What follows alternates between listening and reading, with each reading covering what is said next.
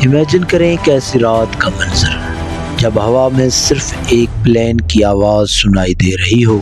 ये प्लेन कोई आम प्लेन नहीं बल्कि उस वक्त की मशहूर एविटर एमेलिया एयरहार्ट का था। वो पहली फीमेल एविटर हैं जिन्होंने अटलांटिक ओशन को सोलो क्रॉस किया था।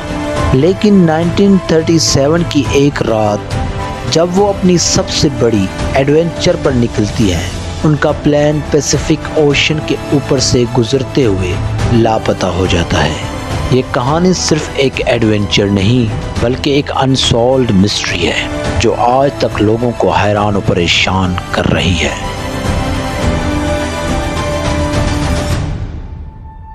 एमेलिया एयरहार्ट की पैदाइश 24 जुलाई 1897 को कैंसस यूएसए में हुई और एविएशन में उनकी दिलचस्पी बचपन से ही थी। एविएशन का मतलब होता है जहाज़ों को उड़ाना या चलाना, और ये लफ्ज़ उन तमाम एक्टिविटीज़ को कवर करता है जो एयरक्राफ्ट्स के डिज़ाइन, डेवलपमेंट, प्रोडक्शन, ऑपरेशन और मेंटेनेंस से मुतल्लिक होती हैं। और एविटर का मतलब होता है एक शख्स जो हवाई जहाज़ उड़ाता है, यानी एक पायलट।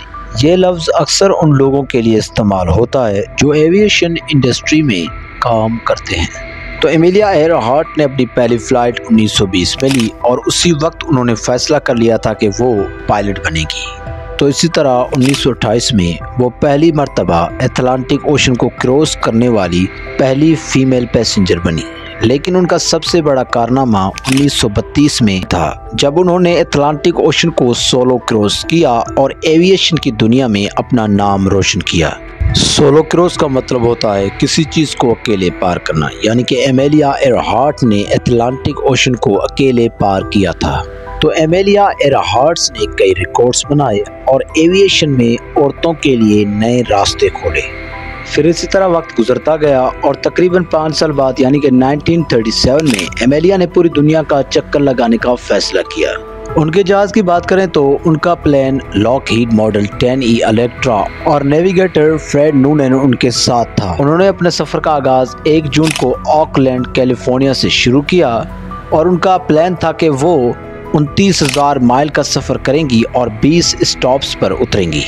तो उन्होंने अपनी जर्नी मियामी फ्लोरिडा से शुरू की और साउथ अमेरिका, अफ्रीका, इंडिया और साउथ ईस्ट एशिया में कई स्टॉप्स किए। हर स्टॉप पर वही फ्यूल रिफिल करते हुए और अपने जहाज़ को चेक करते हुए वो आगे बढ़ती रही और 29 जून को वो ली न्यू गिनी में पहुंची जो उनका आखिरी स्टॉप था। 1-2 दिन ली न्यू गिनी में स्टे करने के बाद और फिर 2 जुलाई को वो हॉलैंड आइलैंड की तरफ निकली जो उनका अगला स्टॉप था। ये सफ़र उनके लिए सबसे मुश्किल था क्योंकि हॉलैंड आइलैंड एक छोटी सी कोरल अटोल थी जो पैसिफिक ओशन के बीच में थी। उन्होंने कई रातों तक का सफ़र किया लेकिन हॉलैंड आइलैंड के करीब उनका रेडियो कांटेक्ट ख़त्म हो गया और उनका प्लेन लापता हो गया। जब उनका प्लेन लापता हुआ तो यूएस नेवी और कोस्ट गार्ड ने फौरन सर्च ऑपरेशन शुरू किया।